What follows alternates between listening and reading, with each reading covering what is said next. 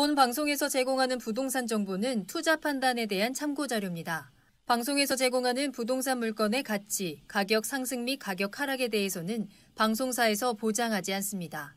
본 방송은 간접 광고가 포함되어 있으며 방송에서 나오는 부동산 정보는 출연자와 경제적 이해관계가 있을 수 있습니다. 투자에 유의하시길 바랍니다. 본 방송의 제작진 및 출연진은 방송통신심의위원회 규정을 준수합니다.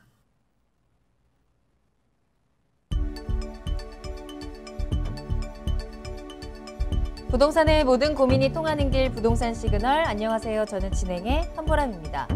청약 시장에서 밀려난 30대들의 서울 아파트 매수 행렬이 계속되고 있는 것으로 나타났습니다.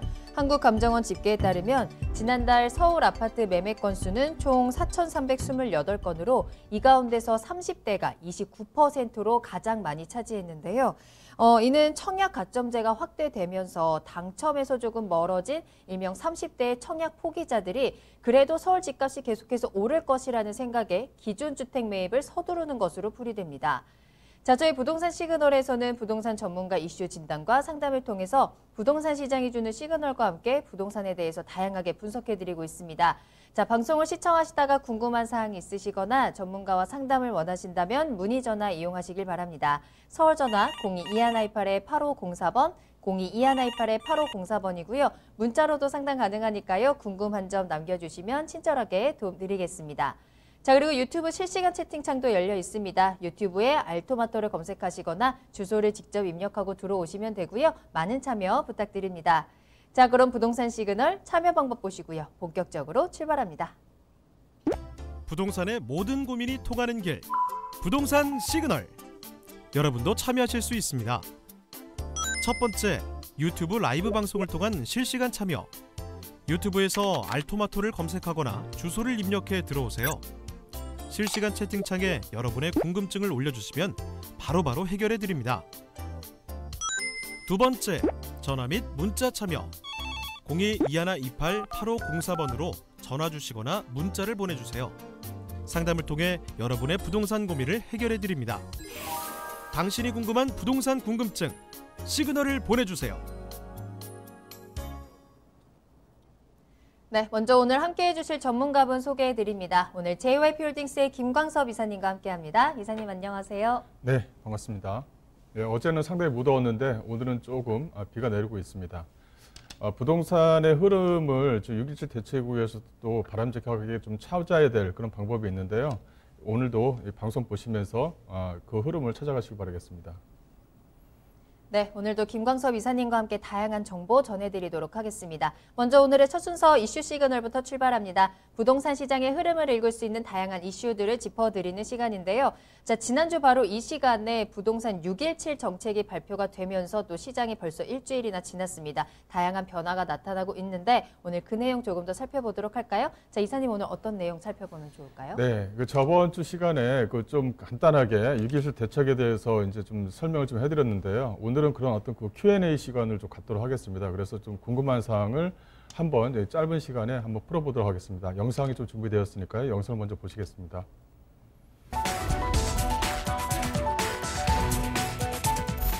국토교통부가 6.17 부동산 대책을 발표했습니다. 수도권 주택가격이 지난해 12.16 대책 이후 전반적 안정세를 유지하다가 6월 들어 상승세로 돌아서면서 과열 양상을 보이자 정부가 주택시장 안정화를 위해 대책을 내놓은 것인데요. 부동산 대책 가운데 가장 포괄적이고 강력하다는 평가를 받고 있습니다.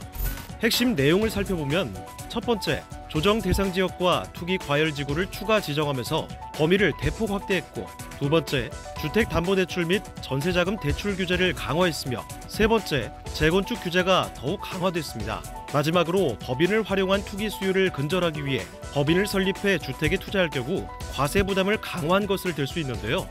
전문가들은 이번 부동산 대책에 대해 서울, 강남뿐 아니라 수도권 및 지방의 투기 수요도 모두 차단하겠다는 정부의 의지가 담긴 고강도 대책으로 보인다며 작년 12.16 대책에 이은 고강도 대책이라는 평가를 내렸습니다. 오늘 부동산 시그널에서는 6.17 부동산 대책 발표에 대해 더욱 상세히 살펴보겠습니다. 네, 앞서 말씀드린 대로 12월 19일 날 부동산 발표 발표가 있고 나서 이제 6.17 발표 이렇게 건들뛸 수 있을 정도로 강력한 규제가 6.17에 좀 나왔습니다. 일단 뭐 대출에 대한 규제뿐만이 아니라 법인에 대한 부동산 투자도 근절적으로 차단하겠다라는 내용이 좀 들어가 있고요. 내용을 이제 하나하나 좀 보시면서 좀 설명을 해드리겠습니다. 중요한 부분은 이제 비규제 지역을 이제 대부분 이제 규제 지역으로 바꿨다. 이제 조성 대상 지역과 투기과열 지역을 좀 더 확대했다라는 내용이 좀 들어가 있고요. 앞으로도 이런 추세가 좀 더 이어질 것 같습니다. 이제 뭐 인천 쪽이라든가 이 부평 쪽이라든가 부천 쪽으로 좀 확대할 가능성이 높고요. 내용을 좀 보시게 되면 일단 전체적으로 밑에 서울을 기준으로 해서 남부 쪽에 있는 평택까지 모든 게 이제 이렇게 안쪽에서 묶어놨다. 조성 대상 지역까지 들어가 있는 상태다라고 이제 볼 수가 있을 것 같고, 또 하나의 특징은 이제 양주에서 의정부 라인입니다. 여기까지도 이제 조성 대상 지역으로 묶어놨죠. 소위 말하면 이제 GTX 신호선이 들어가는 이 라인 자체를 미연에 좀 방지하는 것도 좀 내용이 좀 포함이 되어져 있다. 이제 이렇게 좀 보시면 될 것 같고요. 이 투기과열지구와 조성대상지역, 총 투기과열지구 같은 경우는 이제 48개가 됐고요. 이 조성대상지역 같은 경우는 한 69개가 됐습니다. 앞서 말씀드린 대로 오산이라든가 평택, 또 광주, 또 양주, 의정부가 이 조성대상 안에 이제 포함이 되어져 있다라는 것이 좀 어떻게 보면 좀 여기서는 좀 특징이다라고 좀 말씀을 좀 드릴 수가 있을 것 같고요. 오히려 뭐 양주나 의정부 쪽이라든가 평택 같은 경우는 오히려 좀 미분양 아파트들에 대한 어떤 그 미분양 물건들이 좀 어느 정도까지 소진이 되면서 그래서 이제 바로 이렇게 조성 대상 지역으로 묶어놨다라고 이제 그 내용을 좀 보시면 될 것 같고요. 뭐 조성 대상 지역이라든가 투기 과열지구 같은 경우는 기존에 이제 강화된 대책들이 있었죠. 뭐 여기서 뭐 특별하게 뭐 내세울 건 없지만 일단 뭐 재개발조합원의 조합원 이 분양권에 대한 전배 제한이 한 번 더 강조됐다. 이 정도 내용 좀 보시면 될 것 같고요. 이 조성 대상 지역과 투기과열 지역을 좀 세분을 좀 한다 그러면 이 투기과열 지구 같은 경우는 뭐 주택이라든가 이 분양권 또 조합원에 대한 분양권 자체를 상당히 좀 묶어놓은 그런 상태가 좀 들어가 있죠. 또 하나는 뭐냐면 이 3억 이상 주택을 취득할 시에는 이제 자금 조달 계획서를 이제 내야 된다는 거죠. 그런 것이 이제 하나가 이제 뭐 신고 의무화가 이제 들어가 있다라고 이제 내용을 좀 보시면 될 것 같습니다. 또 이제 그 LTV 조정 같은 경우도 있는데 한 번 더 강조를 드리자면 일단 내가 거주하고 있는 아파트, 이 거주하고 있는 아파트를 양도세 면제 혜택을 받으려면 이 투기과열 지구 같은 경우는 1년 내에 이제 처분하고 또 전입도 돼야 된다는 거죠. 또 기존 주택은 2년 내 처분 및 전입이 또 되어야 하는 부분이고요. 이렇게 조성 대상 지역에 있는가 아니면 투기 과열 지구에 있는가에 따라서 2년 내 처분이냐 또 1년 내 처분이냐 그런 내용을 좀 알고 있어야 된다는 것입니다. 그래서 내가 기존에 있는 아파트를 뭐 5년, 10년 가지고 있는 그런 어떤 아파트를 양도세 면제 혜택을 받으려면 이런 조건이 좀 들어가야 된다. 이거는 항상 염두에 두셔라라고 말씀을 좀 드리겠고요. 또 이제 여기에 대한 추진 배경이 있습니다. 왜 이게 나왔을까를 보게 되면 6월달 이후에 이 상승 전환 또 수도권과 지방권 일부에 과열이 좀 지속될 것 같고 앞으로도 꾸준하게 유지될 것 같았으니까 기존의 이런 어떤 과열 지구를 이제 차단하겠다라는 강력한 의지가 좀 포함이 되어져 있는 겁니다. 그래서 애초에 국토교통부가 얘기하는 이 투기 수요, 이 갭 투자 형태의 투기 수요를 원천적으로 차단하겠다라는 내용이 좀 들어갔고요. 그래서 이런 어떤 선제적 대응을 미리 할 필요가 있다라고 이제 얘기를 한 것 같습니다. 그러면 이 적용 시기는 어떻게 되느냐? 이제 그 투기 과열 지구라든가 조성 대상 지역에서 적용되는 것들은 이제 그 저번 주 6월 19일부터 이제 진행이 되는 거고요. 뭐 신규 지정 지역에 대해서는 6월 19일 이후 입주자 모집 공고가 승인 신청한 단지 같은 경우는 이전 등기 시까지 이제 분양권이 전배가 이제 안 되는 겁니다. 그 정도는 알고 계셔야 될 것 같고요. 또 이제 이 6월 6.19 이전에 입주자 모집 공고 신청을 완료한 단지를 좀 보시게 되면 이렇게 투기과열 지구와 이 조성 대상 지역으로 좀 나눌 수가 있는데요. 이렇게 6.19 이전에 입주자 모집 공고가 이제 승인되고 신청이 완료됐으면 1회 한해서 전매가 가능합니다. 하지만 조성 대상 지역 같은 경우는 종전대로 이제 전배가 좀 가능하다라고 이제 보시면 될 것 같고요. 그래서 이 분양권을 또 매수하신 분 같은 경우는 투기과열 지구에 있으면 소유권 등기 시 전까지는 전매가 불가능합니다. 하지만 조성 대상 지역 같은 경우는 전매가 가능하다는 것, 그 내용 좀 알고 계셔야 될 것 같고요. 근데 여기 또 하나 좀 특색이 있어요. 이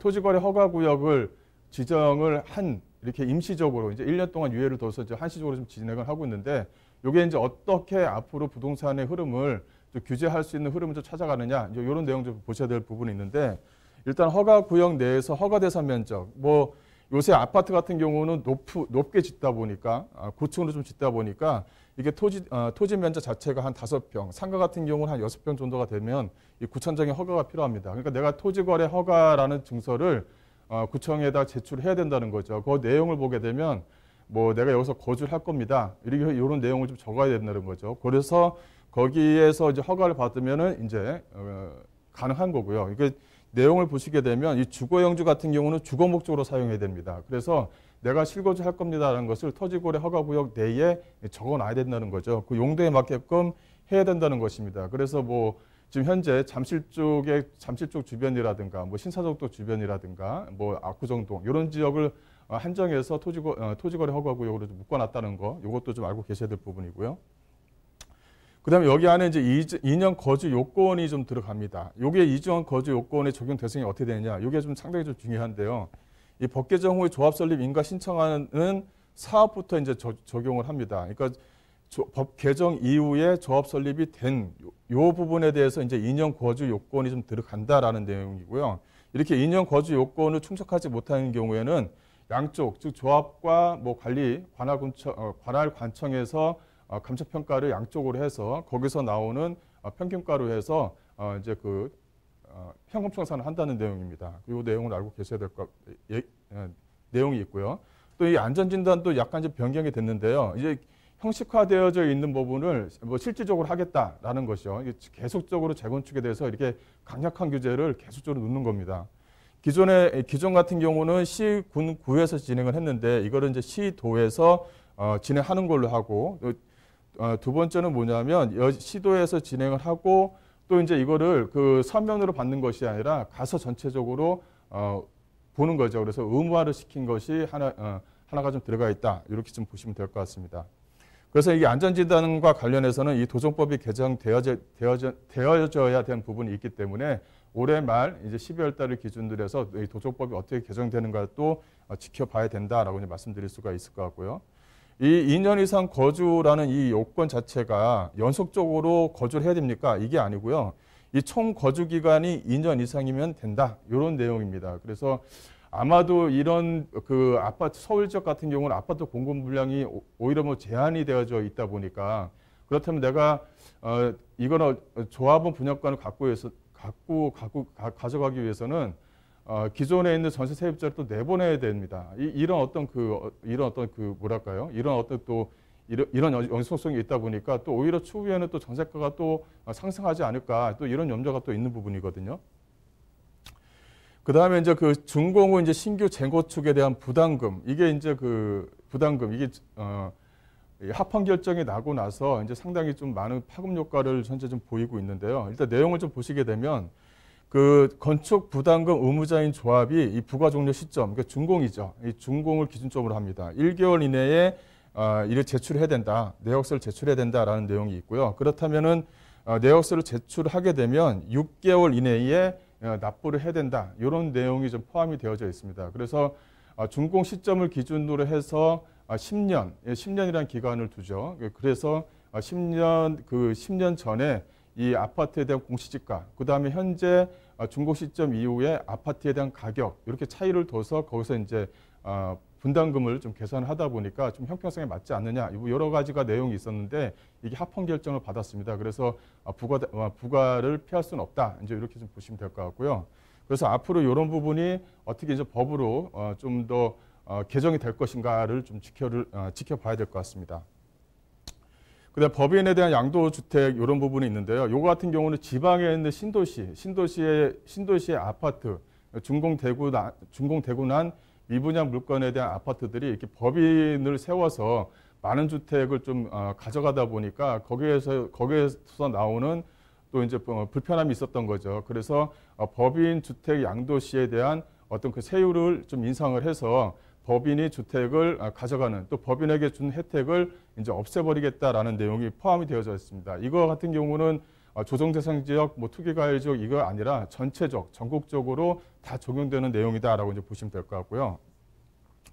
여기서 이제 단위세율을 적용해서 뭐 3%와 4%의 단위세율을 적용합니다. 기존에 있는 임대사업자에 대한 어떤 혜택을 좀 폐지를 하고, 근데 법인세를 또 중과세를 또 부과를 시켜서 법인이 이런 어떤 부동산을 투기하는 이런 것들을 원천적으로 차단시키겠다라는 내용이 포함되어져 있는 것도 하나의 좀 특징이다라고 보시면 될 것 같습니다. 그다음에 이제 보금자리론에 대한 전입, 실거주에 대한 요건을 강화시켰는데요. 이것도 내용이 좀 중요한 부분이 있습니다. 일단 보시게 되면 그 시행일 자체는 7월 1일부터 시행을 하는데, 아마도 7월 1일부터 시행한다 하더라도 뭐 안에서 뭐 세부적으로 좀 해야 될 부분이 있으니까 아마 7월 말 이후에 시행되지 않을까 싶고요. 이 3개월이라는 기산점 자체는 주담대 시행일로부터 3개월을 좀 기산을 합니다.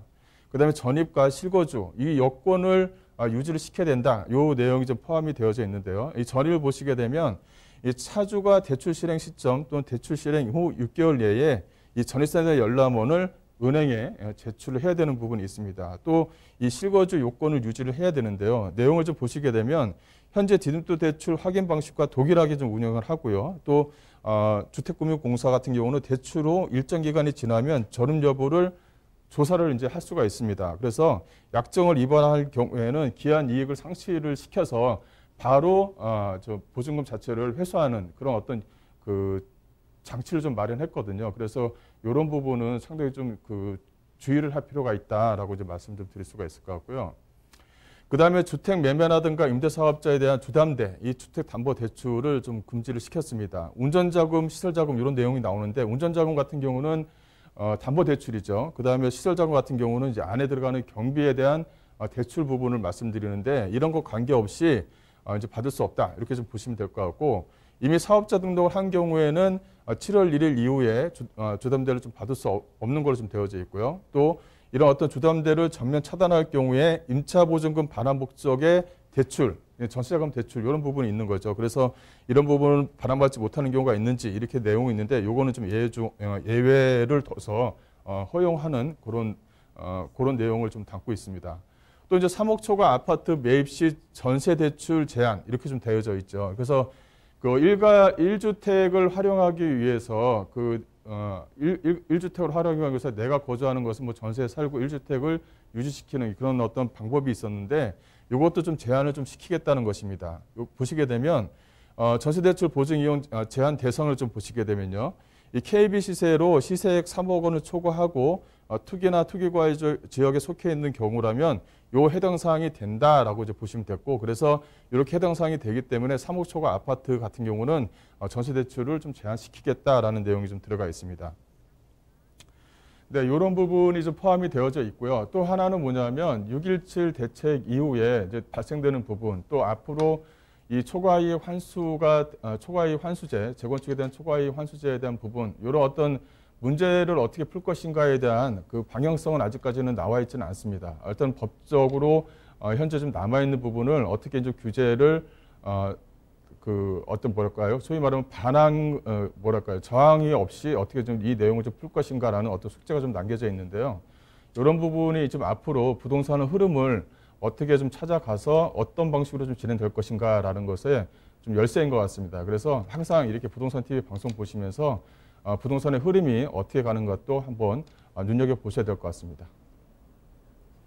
네, 오늘 이슈 시그널에서는 6.17 대책에 대해서 조금 더 꼼꼼하게 짚어드렸습니다. 전반적으로 규제 지역이 늘어났고요. 뭐 안전진단, 재건축부터 해서 갭 투자에 대한 차단, 뭐 대출까지 정말 전방위적인 고강도 대책이 나왔는데요. 자, 언제나 그렇듯이 위기를 기회로 만들고 또 지피지기면 백전백승. 자, 대응 방법 찾아보셔야겠죠. 세미나 참석하셔서 이사님 직접 만나보시고 더 자세한 이야기 들어보시길 바라겠습니다. 무료 세미나 소식 전해드립니다. 6.17 부동산 대책 분석과 전망이라는 주제로 진행이 되는 세미나입니다. 1부에서는 부동산 대책 요점 정리해드리고요. 앞으로의 부동산 시장 전망까지 체크해 보겠습니다. 또 2부에서는 전체적인 부동산 정책에 대한 흐름 알아보면서 또 알아두면 돈이 되는 세테크 방법까지 모두 전해드리도록 할게요. 세미나는 7월 7일 화요일 오후 2시에 선착순 10명에 한해서 진행이 됩니다. 강남역 1번 출구 앞에 3호타워 3층으로 찾아가시면 되겠고요. 예약 꼭 하고 찾아가셔야 합니다. 아래 나가는 전화번호 서울전화 02-2128-8504번으로 문의 전화 주시기 바랍니다. 네, 그럼 저는 잠시 후에 부동산 상담 시그널로 돌아오겠습니다. 내 집 할 땐 집통. 빠른 매물 확보할 수 있는 부동산 거래 가능할까요? 허위 매물 0%. 검증된 실매물만 존재합니다. 상세한 매물 정보가 한눈에. 건물 종합 정보, 실거래가 등 다양한 매물 정보를 확인할 수 있습니다. 쉽고 간편한 매물 확보. 한 번의 클릭으로 매력적인 매물을 확보하세요. 허위 매물 없이 좋은 매물 구할 땐 내 손 안의 중개실장 집통.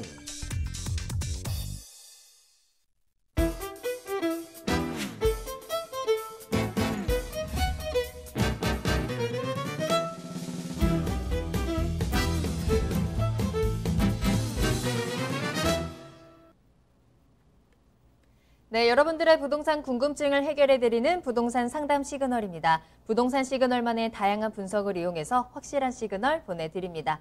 계속해서 김광섭 이사님과 함께하고 있고요. 첫 번째 상담은 문자로 보내주신 사연 확인해 보겠습니다. 끝번호 7317번으로 보내주신 사연인데요. 마포 공덕 브라운스톤 아파트 10년 동안 실거주하고 있고요. 대구 중구 남산 자이 하늘채 23년 입주 예정인 아파트를 조합원으로 한 채 가지고 있다가 17년도에 매입을 했습니다.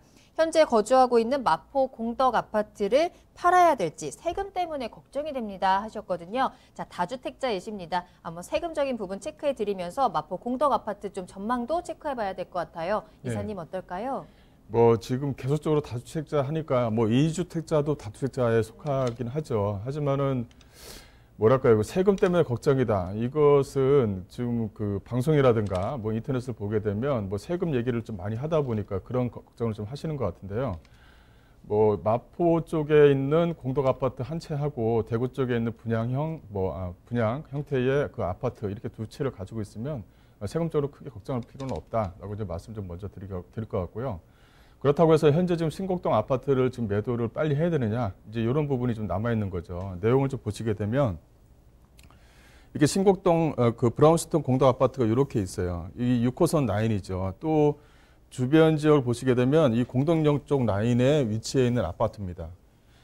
위쪽으로 올라가게 되면 뭐 신곡로 내면 1차가 이렇게 800세대 정도가 있고요. 또 주변 지역을 보시게 되면 이 대단지로 아파트로 좀 묶여져 있는 아파트들이 사실 없어요. 여기 위쪽으로 올라가면 신곡로 내면 1차, 2차, 뭐 3차 이렇게 쭉 라인이 연결이 되어져 있지만 이 공덕역 쪽 주변 지역 같은 경우는 많은 지하철이 들어오고 또 이제 앞으로도 2개의 지하철이 앞으로도 들어올 예정입니다. 현재 좀 4개가 되면 6개가 되죠. 이렇게 이제 공덕역 쪽 주변 지역으로 이게 지하철이 모이는 핵심 지역에 위치해 있음에도 불구하고 주변 지역 자체가 이 업무 시설과 같이 밀집되어질 수 있는 그 어떤 뭐랄까요, 뭐 조그만 신도시 이런 어떤 개념 자체를 가져올 수 있는 많은 것들이 없습니다. 소위 말하면 주변 지역의 아파트가 주변 지역에 있고요. 그 공덕역과 바로 밑에 있는 2호선 마포역과 연결되는 이 도로 라인 쪽에서 현재 좀 정비 구역을 지정해서 이제 업무 시설 단지를 지금 현재 좀 만들려고는 추진하고는 있는데 그게 좀 그렇게 쉬운 문제는 아니거든요.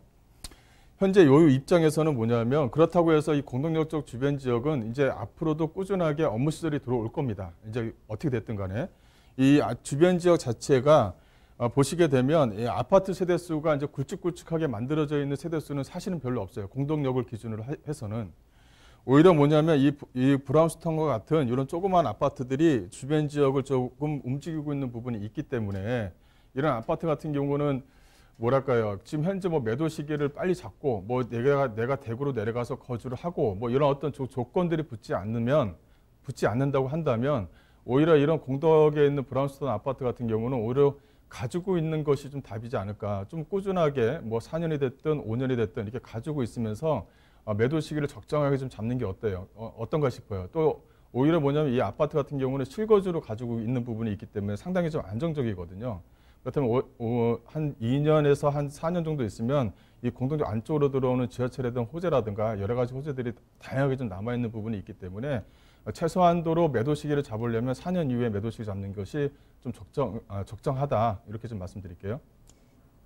네, 일단 가장 문의 주셨던 세금적인 부분에 대해서는 걱정할 필요 없다라고 말씀을 해주셨고요. 마포 공덕 아파트에 대해서는 조금 더 보유해도 좋겠다 하셨습니다. 현재 입주 예정인 대구 아파트가 23년에 입주 예정이니까 아직 좀 시간이 있거든요. 충분히 보유하시면서 매도 타이밍을 좀 길게 다시 한번 잡아보시는 것도 좋겠습니다. 자, 저희 계속해서 부동산 시그널 문의 전화 열려 있습니다. 나도 지금 상담을 받고 싶어요 하시는 분들은요. 지금 바로 전화 들고 연락 주시길 바랄게요. 서울 전화 02-2128-8504번, 02-2128-8504번 언제든지 열려 있고요. 문자로도 편안하게 이용해 보시기 바라겠습니다. 자, 다음 상담 만나볼게요. 이번에도 문자로 보내주셨는데요. 끝번호 0419번으로 만나보겠습니다. 인천 송도 더샵 엑스포 43평을 7년째 거주하고 있습니다. 서울이나 다른 쪽으로 갈아타기를 해보려고 하는데 전망이 궁금합니다. 현재는 1주택자입니다 하셨습니다. 현재 인천에서 이제 갈아타기 전략 좀 체크해 보시는 것 같은데 갈아타기를 하면서 현재 이 아파트를 매도하고 가야 되는지 아니면 계속해서 가지고 가도 되는 건지 한번 전망 체크해 보도록 하겠습니다. 자, 이사님 어떻게 보실까요? 예, 일단 뭐 갈아타기 하는 것은 이제 내용적으로 이제 그 실거주를 잡기 위해서 진행을 하시는 건지 투자 목적으로 진행하시는 건지 그 내용을 좀 봐야 될 부분이 있고요.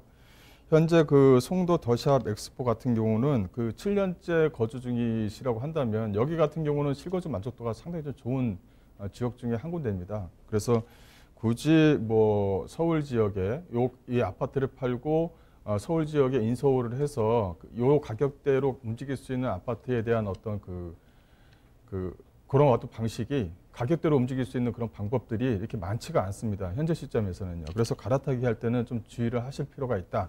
이렇게 좀 말씀 좀 드릴 수가 있을 것 같고요.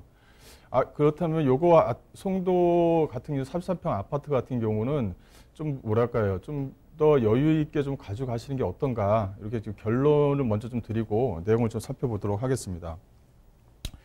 송도 더샵 엑스포가 이렇게 위치했죠. 여기 앞에 이제 국제학교가 이렇게 위치했어요. 또 밑으로 내려가면 이 밑에 이제 그 지하철이 그 위치에 있는데 이 지하철이 앞으로 상당히 좀 크게 움직일 수 있는 여지가 있다. 이렇게 좀 말씀을 좀 드릴 수가 있을 것 같아요. 화면상으로는 안 나타나지만 지하철역 이름이 국제 업무역인가요? 이렇게 좀 되어져 있을 것 같은데 그 역 자체가 그 메리트를 좀 가지고 있는 여지가 상당히 많이 있어요.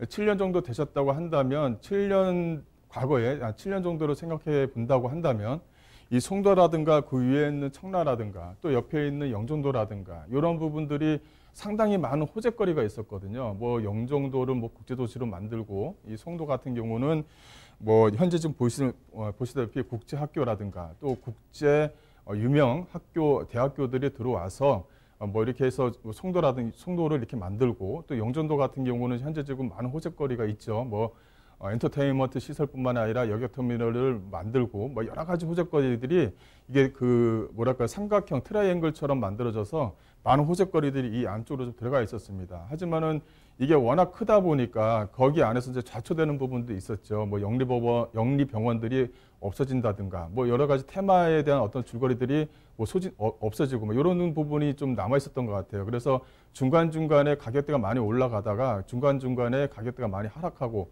이런 변곡점을 많이 그렸던 것이 바로 청라 지역이라든가 이 송도 지역 또 이 영종도 이런 지역이었습니다. 근데 지금 입장에서 이걸 봐야 될 것 같아요.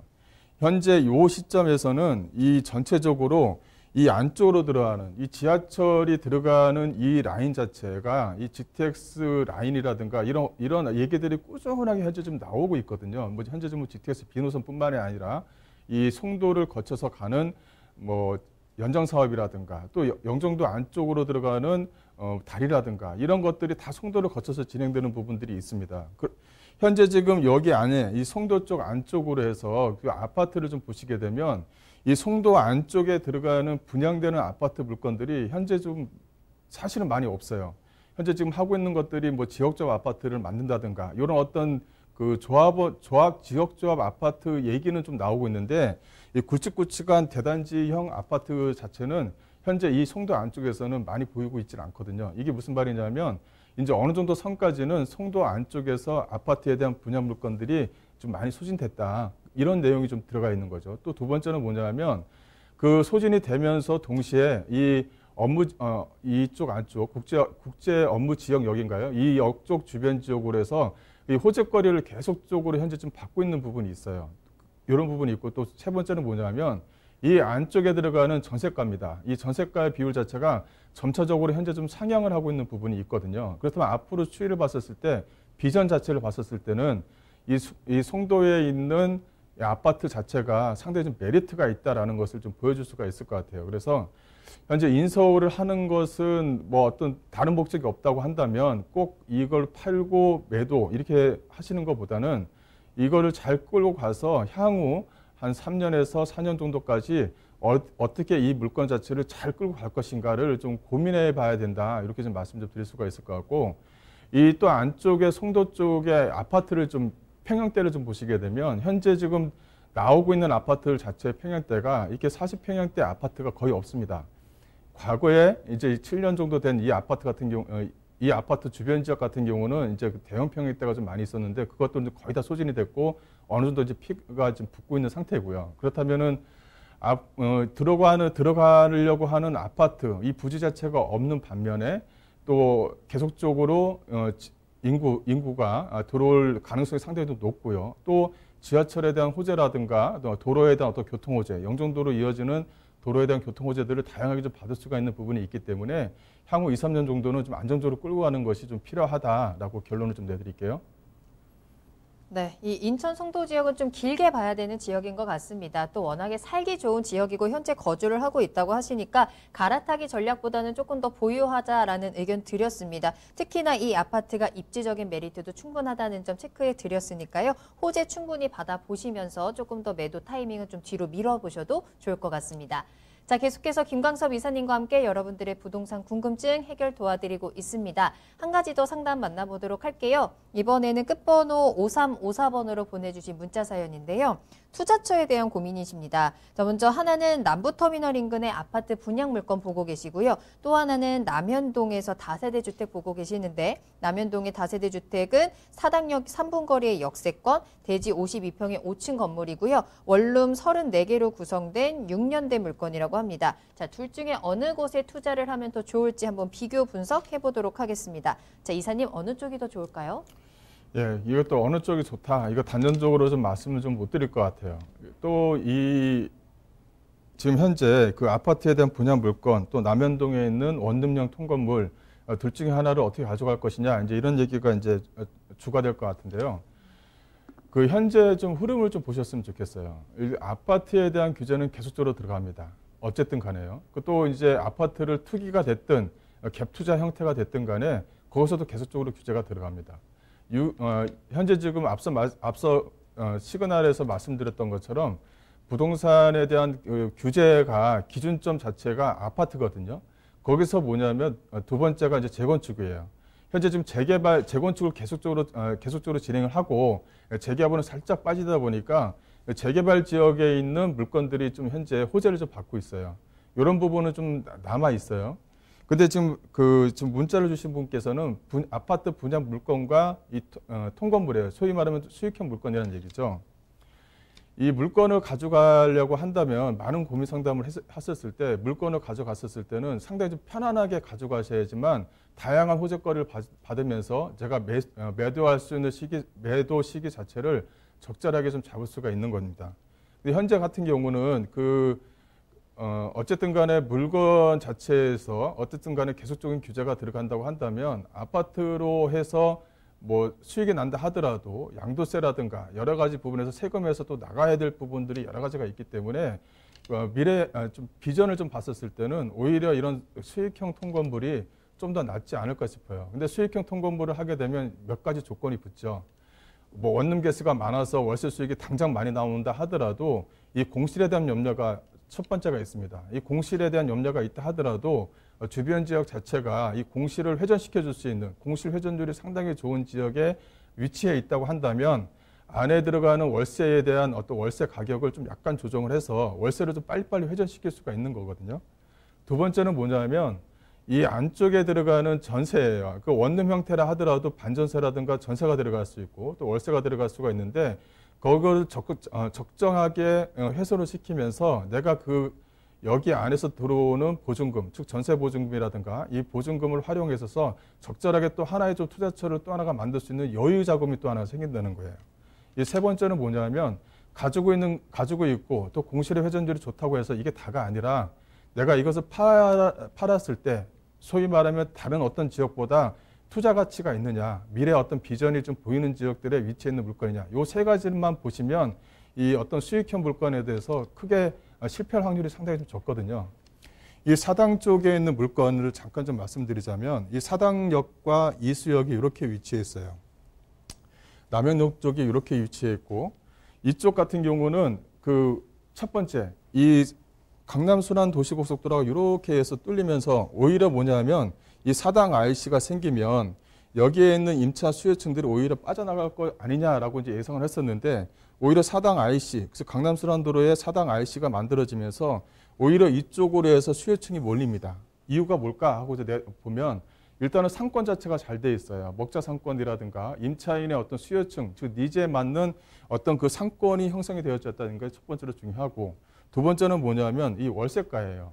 이 월세가가 다른 지역에 비해서 비싸냐? 그렇지가 않다는 거죠. 오히려 뭐냐면 인서울하고 또 교통이 편한 곳, 사당역 같은 경우는 2호선, 4호선이 지나가니까 이 지하철이 편하고 오히려 다른 지역보다는 월세가가 그래도 평균 수준이고 이러다 보니까 임차 수요층은 꾸준하게 좀 몰리고 있는 그런 추세를 보이고 있거든요. 그래서 공실의 회전율이 괜찮다 이렇게 보는 거고 세 번째는 뭐냐면 이수역과 사당역 요 라인으로 해서 호재거리가 있느냐가 상당히 중요합니다. 오히려 이수역 쪽은 7호선과 4호선, 이 사당역 같은 경우는 2호선과 4호선이 좀 지나가지만 이수역과 사당역 쪽 주변 지역은 이게 지구단위 계획구로 싹 묶어놔서 이쪽 안쪽으로 해서 현재 지금 종상향에 대한 기대감이 상당히 높은 지역이에요. 이유가 뭐냐면 이쪽 이수역에서 내방역, 이 서리프 터널이 이렇게 위치해 있죠. 이 서리프 터널이 막혔을 때는 내방역과 이수역, 이 사당역 자체가 큰 변화가 없었는데 서리프 터널이 뚫리고 나서 이 안쪽에 있는 중앙범법 쪽 주변 지역에 있는 업무시설 단지, 소위 말하면 법무사 사무실이라든가 이 변호사 사무실이 이쪽으로 꾸준하게 현재 지금 이전을 하고 있습니다. 이유는 뭐냐면 이쪽에 서초역 쪽 주변 지역의 임대가가 상당히 높은 거죠. 그래서 그 내방역 쪽과 이수역 쪽, 또 사당역 쪽과 비교를 한다 그러면 오히려 임대가가 상당히 저렴한 이쪽 지역으로 현재 좀 업무시설들이 좀 현재 이전하고 있는 그런 추세를 좀 보이고 있습니다. 그렇다면은 이쪽 안쪽에서 필요한 건 뭐냐면 앞서 말씀드린 대로 이 종상향을 해줘야지만 이 높은 업무시설 단지들이 들어가지 않겠습니까? 이런 것을 현재 좀 마련을 해주고 있어요. 이런 것들이 상당히 좀 호재거리로 작용하고 있거든요. 그러니까 사당역 쪽이라든가 어떤 이수역 쪽 주변 지역, 그 지금 현재 보시는 사당역 쪽 주변 지역, 즉 남현동 이쪽 주변 지역 같은 경우는 오히려 삼박자가 골고루 맞는 지역 중에 하나지 않나 싶어요. 오히려 아파트를 하나 더 해서 다주택자로 해서 세금을 어떤 걱정하는 것보다는 오히려 월세 수익을 내면서 안정적으로 끌고 가는 게 오히려 좀 낫지 않나 싶습니다. 네, 이렇게 오늘 김광섭 이사님과 함께 여러분들의 부동산 궁금증 다양하게 해결 도와드렸습니다. 아쉬우실 텐데요. 김광섭 이사님 직접 만나는 시간 마련되어 있으니까요. 세미나 꼭 참석해 보시길 바라겠습니다. 무료 세미나 소식 전해드립니다. 6.17 부동산 대책 분석과 전망이라는 주제로 진행되는 세미나입니다. 부동산 대책에 대해서 요점 정리해드리고요. 앞으로의 시장 전망해보도록 하겠습니다. 그리고 부동산 정책의 흐름 체크해보면서 또 세테크 방법까지 모두 얻어가시길 바랄게요. 세미나는 7월 7일 화요일 오후 2시에 강남역 1번 출구 앞에 3원타워 3층에서 진행이 됩니다. 선착순 10명에 한해서 진행이 되기 때문에 예약이 필수라는 점, 아래 나가는 전화번호 서울전화 02-2128-8504번으로 문의 전화 주시기 바랍니다. 네, 부동산 시그널 계속해서 김광섭 이사님과 함께하고 있습니다. 이번에는 투자 정보 알아보는 시간입니다.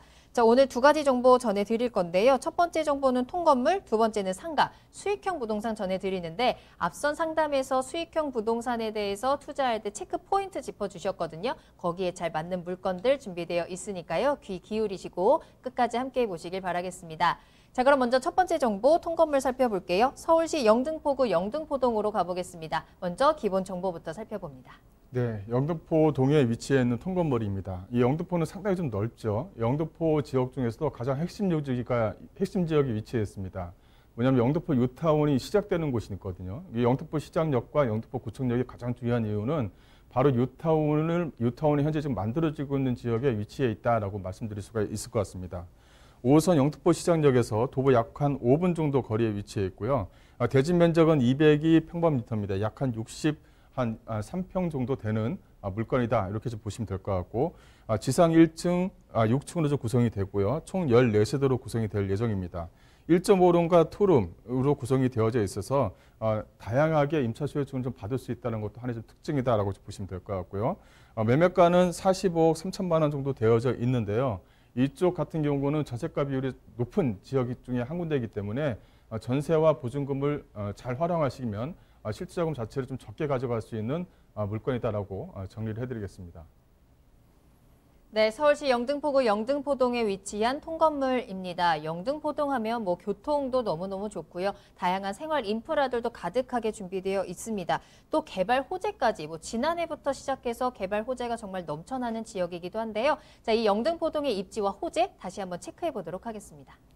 네, 입지 여건을 말씀드리자면 앞서 말씀드린 대로 이 영등포 시장역 쪽에서 도보 약 한 5분 정도 거리에 위치해 있고요. 또 인접거리에 2호선과 5호선, 이 영등포 구청역도 인접거리에 위치했습니다.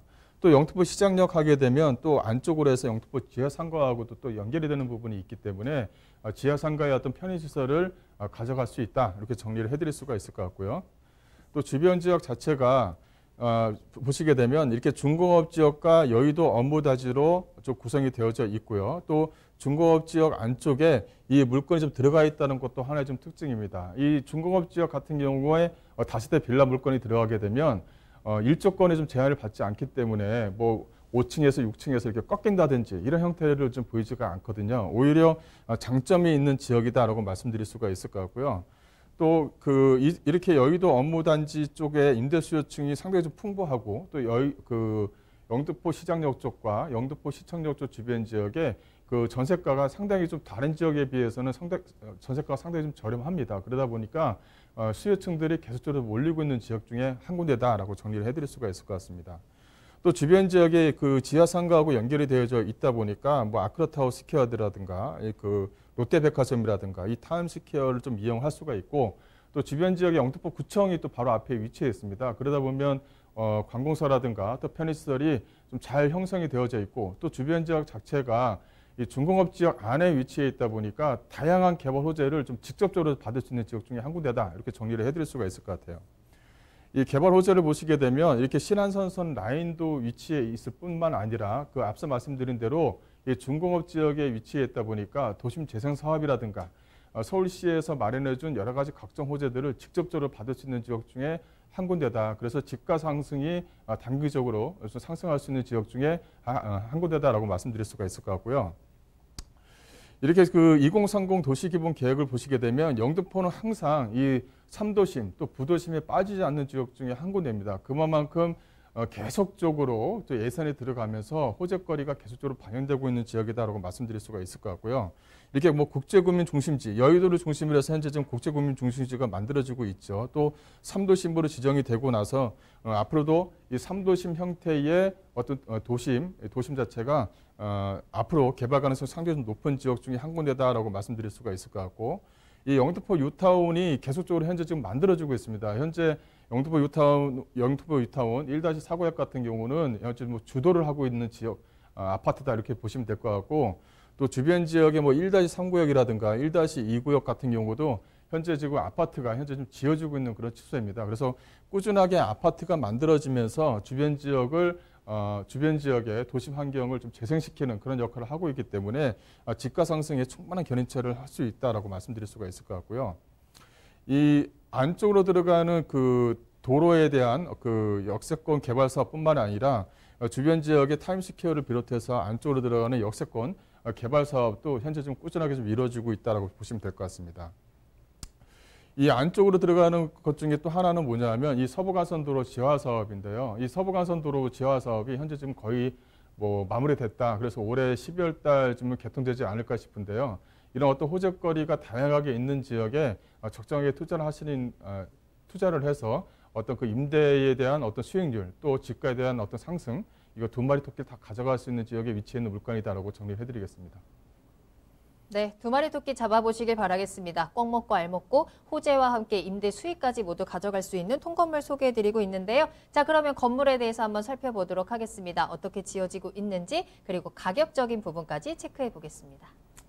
네, 이제 본 물건은 이제 그 주변 지역에 이제 건축주가 이제 물건을 좀 많이 지어놨습니다. 그래서 현재 건물을 짓고 있기 때문에 건물 외형은 못 보지만 주변 지역에 비슷한 물건으로 해서 건물을 짓 거기 때문에요.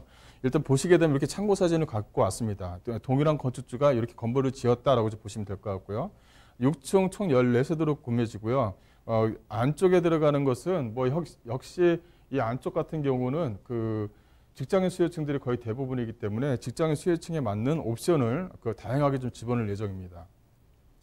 주차 시설뿐만 아니라 엘리베이터도 넣을 예정이고요. 또 안에 그 옵션뿐만이 아니라 또 그 화이트 톤으로 해서 좀 넓게 보일 수 있도록 그런 형태로 좀 만들 것이다라고 좀 말씀을 드릴 수가 있을 것 같아요. 이 가격적으로 이제 가격을 말씀드리자면 예사 임차 현황을 좀 말씀을 드리자면 그 전세가에 대한 비율이 어느 정도 좀 높기 때문에 이 전체적으로 다 전세를 맞추게 되면 전세가가 약 한 39억 7천 정도가 나옵니다. 그럼 실투자금 자체를 한 6억대 정도에 잡을 수가 있는 것이고요. 이것을 전세와 보증금을 활용하신다 그러면 그 전세, 즉 월세 자체를 약 한 250만 원을 기준으로 해서 월세가 나올 수 있도록 그 안정적으로 그 대출을 좀 활용해야 되겠죠. 대출에 대한 이자 부분을 제외하더라도 좀 안정적으로 월세 수익이 나오면서 끌고 갈 수 있는 그런 물건이라고 정리를 해드릴 수가 있을 것 같습니다. 전체적으로 보시게 되면 예상 매매가는 약 한 40억 3천만 원 정도를 예상을 할 수가 있을 것 같고요. 전체를 다 전세를 놨을 경우에 약 한 39억 7천 정도가 들어갑니다. 그렇다면 실투자금 자체를 5억 6천만 원에 가져갈 수가 있고 이 물건 자체는 영등포 통건물 다세대 물건입니다. 그래서 임대사업자라든가 이런 것을 다양하게 좀 활용하시게 되면 면제 혜택을 좀 받을 수 있다라고 말씀 좀 드릴 수가 있을 것 같고요. 또 하나는 뭐냐면 전세와 월세를 활용하시게 되면 그 월세 자체를 약 한 620만 원대의 월세가 나올 수 있고요. 또 전세 보증금 자체를 약 한 22억 정도의 전세 보증금을 놓을 수가 있습니다. 그래서 대출과 어떤 대출액과 그 예상 임대 전세 보증금을 활용하시게 되면 실투자금 약 한 12억 8천만 원에 월세가 약 한 620만 원 정도가 나올 수 있도록 만들어내는 물건이다라고 정리를 해드리겠습니다. 네, 서울시 영등포구 영등포동에 위치한 통건물 소개해드렸습니다. 추가적으로 궁금한 사항 있으시거나 관심이 생기셨다면 저희 부동산 시그널로 문의 전화 주시길 바랄게요. 서울 전화 02-2128-8504번, 02-2128-8504번 열어두겠습니다. 자, 두 번째 부동산 정보 빠르게 만나보겠습니다. 자, 이번에는 상가 소개해드릴 거고요. 위치는 경기도 하남시 미사지구로 떠나보겠습니다. 이 상가는 어떤 상가인지 먼저 기본 정보부터 알아보겠습니다. 네, 하남 미사 신도시에 위치해 있는 물건입니다. 이제 3기 신도시가 바로 또 밑에 또 하나가 만들어지죠. 그래서 앞으로 미래 가치가 상당히 좋은 지역에 위치해 있는 구분 상가 물건이다라고 정리해드리겠고요. 이 5호선 강일역 애정 지역이죠. 또 미세역도 애정 지역입니다. 현재 좀 5호선 같은 경우는 8월 달이면 아마 개통이 되지 않을까 싶은데요.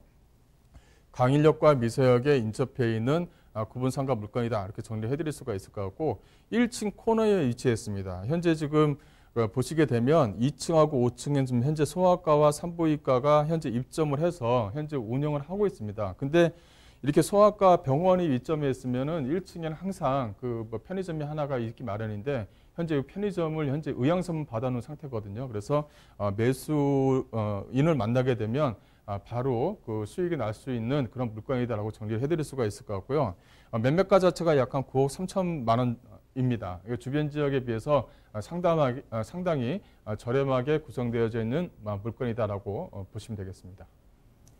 네, 상가 소개해 드리는데요. 상가는 항상 입지가 가장 중요하다라고 항상 강조를 해 드리는데 뭐 임대 수익뿐만 아니라 입지적인 조건에서 오는 다양한 호재들까지 또 앞으로의 미래 가치 상승까지 꼭 가져갔으면 좋겠습니다. 자, 그래서 이 하남 미사지구에 위치한 상가는 어디에 위치해 있고 또 호재에는 어떤 게 있는지 한번 체크해 보도록 할게요. 이사님 어떤 게 있을까요? 네, 입지 여건을 좀 말씀을 드리자면요. 이렇게 5호선 강일역과 미세역에 인접해 있는 상가다라고 말씀드릴 수가 있을 것 같고요. 이 상일IC와 강일IC와 또 인접해 있습니다. 또 주변 지역을 보시게 되면 이렇게 그 엔지니어링 복합단지라든가 첨단 업무 산업단지라든가 이 아파트 산업단지와 다 연결이 되어져 있는 부분이 있기 때문에요. 그 업무시설과 아파트가 다 밀집되어져 있다라고 정리해드릴 수가 있을 것 같고요. 또 이제 보시게 되면 이 도로와 교통이 이 강인 미사 쪽으로 다 집중이 되어져 있는 부분이 있습니다. 앞으로의 어떤 미래 가치가 상당히 좀 밝다라고 정리를 해드릴 수가 있을 것 같고, 이 또 하나는 이 본 상가 쪽 주변 지역의 아파트 배후 세대입니다. 이렇게 부채꼴 모양 형태로 해서 뭐 3,800세대, 3,600세대, 6,000세대 정도, 약 한 13,000여 세대 정도가 밀집되어져 있는 중간에 위치해 있는 상가 물건이다. 이렇게 정리를 해드릴 수가 있을 것 같아요. 이 초기에 뭐냐면 LH에서 이렇게 아파트를 분양했었을 때 이 아파트 안에 들어가는 이 단지 내 상가를 비율을 상당히 좀 적게 해놨습니다. 그래서 이런 아파트 세대 수가 이 상가를 이용할 수 있도록 비율 자체를 좀 조정했다라고 말씀드릴 수가 있을 것 같고요. 이 아파트 자체가 연결되어져 있는 부분이 있습니다. 그 현장을 직접 보시게 되면 이렇게 도보거리로 상가를 이용할 수 있도록 도보거리 이렇게 가로수길 형태로 만들어놨다는 것도 하나의 좀 특징을 좀 보이고 있고요. 또 앞으로 뭐 지식산업센터라든가 뭐 지식산업센터에 들어오는 기숙사라든가 이걸 보게 되면 다양한 형태의 임차 수요층이 이 상가를 중심으로 해서 부채꼴 형태로 좀 만들어졌다는 것이 이 하나의 좀 특징이다라고 보시면 될 것 같습니다. 이 호재거리를 보시게 되면 현재 뭐 미사역이라든가 뭐 그 강일역 쪽 주변 지역에 이 교통에 대한 호재입니다. 이 9호선도 현재 지금 확정이 돼서 현재 공사를 하고 있고 5호선도 이제 개통될 예정인데 이게 사실은 개통이 돼야 되는데 이게 현재 지금 코로나 때문에 좀 연기가 되어져 있는 부분이 있거든요. 그래서 뭐 8월 달, 9월 달이면 좀 개통이 되지 않나 싶고 개통이 되면 또 가격을 또 이제 치고 올라갈 수 있는 여지가 있는 물건이다라고 정리해드리겠습니다. 네, 입지와 호재 확인하고 오셨습니다. 이번에는 건물 한번 살펴보도록 할까요? 상가는 가기에도 편리해야 되고 또 눈에 잘 보여야 되고, 자, 이 상가 그런 조건 갖추고 있는지 건물 특징 체크해 보면서 가격적인 부분도 알아보도록 하겠습니다. 네, 이때 건물 특징을 보게 되면 앞서 말씀드리는 것처럼 3부 인가로 현재 좀 운영을 하고 있습니다. 또 2층 같은 경우는 현재 소아과로 운영을 하고 있고요. 또 1층에 약국이 들어가 있으면서 이 편의점이 현재 그 양쪽 차선에 걸쳐져 있다. 그만큼 가시성과 어떤 그 집객력을 보이는 그런 어떤 구분상가 물건이라고 정리해드릴 수가 있을 것 같고요. 이렇게 층별로 좀 보시게 되면 1층에는 약국이 들어가 있고요. 2층은 현재 좀 소아 청소년과로 운영을 하고 있습니다. 또 3층부터 6층까지는 현재 그 산부인과로 다양하게 현재 좀 운영하고 있는 그런 물건이라고 정리해드릴 수가 있을 것 같고요. 양쪽으로 보시게 되면 이 코너변에 위치해 있는 상가다라고 보시면 될 것 같고 현재 지금 물건지 표시가 좀 되어져 있습니다. 그만큼 주택력이 우수하다. 또 하나는 뭐 이렇게 편의점이 들어오게 되면 이 담배권이 상당히 좀 문제가 되는데 이 담배권이 좀 나온다고 지금 현재 그 본점에서는 현재 좀 얘기를 하고 있는 거거든요. 그래서 현재 좀 편의점이 좀 들어오려고 현재 좀 준비를 하고 있는 그런 어떤 형태를 좀 보이고 있는 물건이라고 정리를 해드리겠습니다. 또 이제 이런 물건들은 또 주차장이 또 문제가 되겠죠. 보시게 되면 이 투웨이 방식으로 해서 좀 넓게 현재 좀 주차 공간을 좀 마련했습니다. 그래서 주차 공간에 어떤 편의시설을 좀 제공을 하고 있다라고 말씀드릴 수가 있을 것 같고요. 그 예상 가격을 좀 분석을 해드릴 수가 있을 것 같은데요.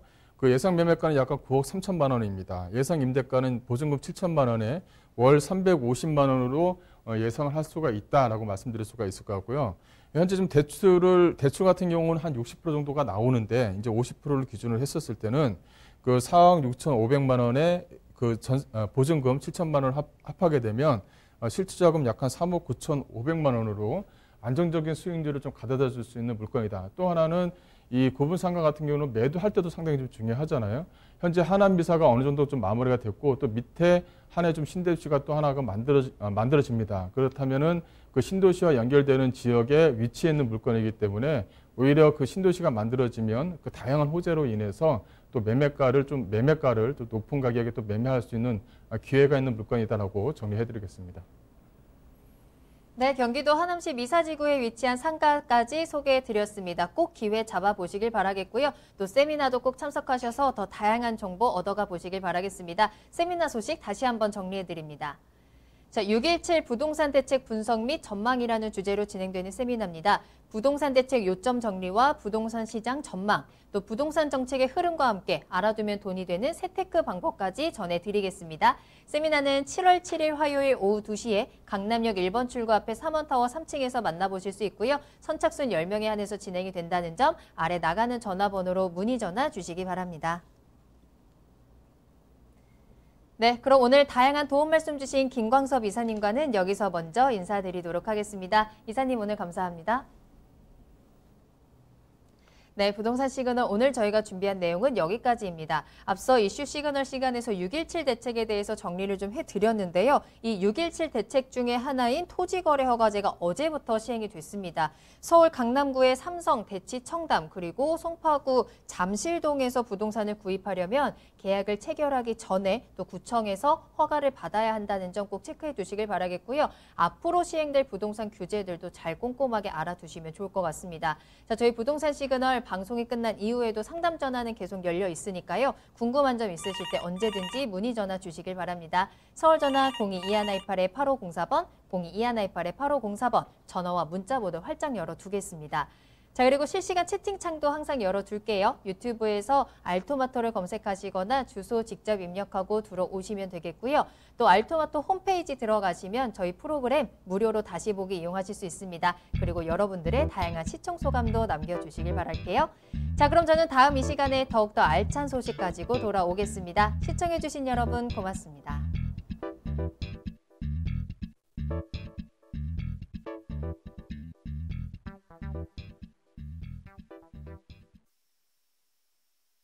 본 방송에서 제공하는 부동산 정보는 투자 판단에 대한 참고 자료입니다.